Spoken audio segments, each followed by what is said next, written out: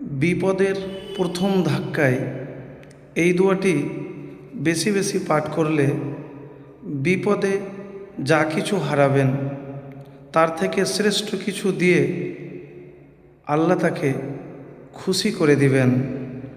তো আজকে আমি এমন একটি দোয়ার কথা বলবো, যে দোয়া বিপদ এমন কিছু হারিয়েছেন, দামি জিনিস বা অন্য কিছু, তো বিপদে কষ্টে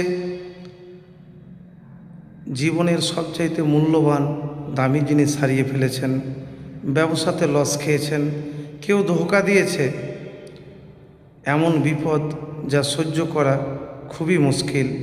তো বিপদের প্রথম ধাক্কাতেই এই দোয়াটি পড়বেন, ইন্না লিল্লাহি ওয়া ইন্না ইলাইহি রাজিউন, আল্লাহুম্মা জুরনি ফি মুসিবতি ওয়াখলিফলি খয়রাম মিনহা।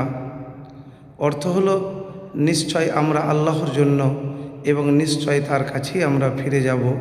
হে আল্লাহ, আপনি আমাকে এ বিপদ মুসিবতের পুরস্কার প্রদান করুন এবং তাকে আমাকে এর পরিবর্তে এর চেয়ে উত্তম কিছু প্রদান করুন। মুসলিম শরীফ 918 নম্বর হাদিস। উম্মুল মুমিনিন উম্মু সালমা রাদিয়াল্লাহু তাআলা আনহা বলেন, আমি রাসূলুল্লাহ সাল্লাল্লাহু আলাইহি সাল্লামকে বলতে শুনেছি, যদি কোনো মুসলিম বিপদগ্রস্ত হয়ে এই কথাগুলো বলে তাহলে আল্লাহ তাকে অবশ্যই উক্ত ক্ষতির পরিবর্তে উত্তম বিষয় দান করে ক্ষতিপূরণ করে দিবেন। উম্মু সালমা রাদিয়াল্লাহু তাআলা আনহা বলেন, আমার স্বামী আবু সালমা মৃত্যুর পরে আমি চিন্তা করলাম আবু সালমার চেয়ে আর কে ভালো হতে পারে। তারপরও আমি এই দোয়া এই কথাগুলি বললাম। তখন আল্লাহ আমাকে আবু সালমার পরে রাসূলুল্লাহ সাল্লাল্লাহু আলাইহি সাল্লামকে স্বামী হিসাবে প্রদান করেন। তাহলে প্রিয় ভাই, আমি যে দোয়াটির কথা বললাম এটি আমার কোনো গল্প বা কিস্সা কাহিনী নয়।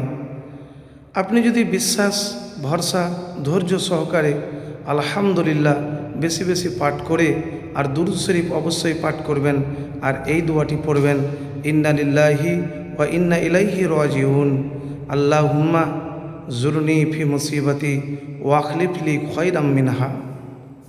তো প্রিয় ভাই, আপনি বিপদের প্রথম ধাক্কা, এমন বিপদ সেটা কেউ আপনার জীবন থেকে চলে যাক বা অনেক কিছু বিপদে হারিয়েছেন, আপনি মনে মনে চলতে ফিরতে প্রত্যেক নামাজের পর সবসময় ভরসা বিশ্বাস রেখে আল্লাহর উপরে যদি পাঠ করতে পারেন তাহলে আপনি উত্তম শ্রেষ্ঠ জিনিস আল্লাহ আপনাকে দিয়ে খুশি করে দিবেন। তো প্রিয় ভাই, এতটুকুন বলবো যে দুরূদ শরীফ পাঠ করতে মিস করবেন না। কেন? দুরূদ না পাঠ করলে আপনার দোয়াই কবুল হবে না। আর বিপদে যে জিনিস হারিয়েছেন আপনি কখনো বলবেন না যে আমার কপাল খারাপ বা ভাগ্য খারাপ, বা কাউকে দোষারোপ করবেন না। অনেক সময়তে না শুকরিয়া মানুষ হয়ে যায়।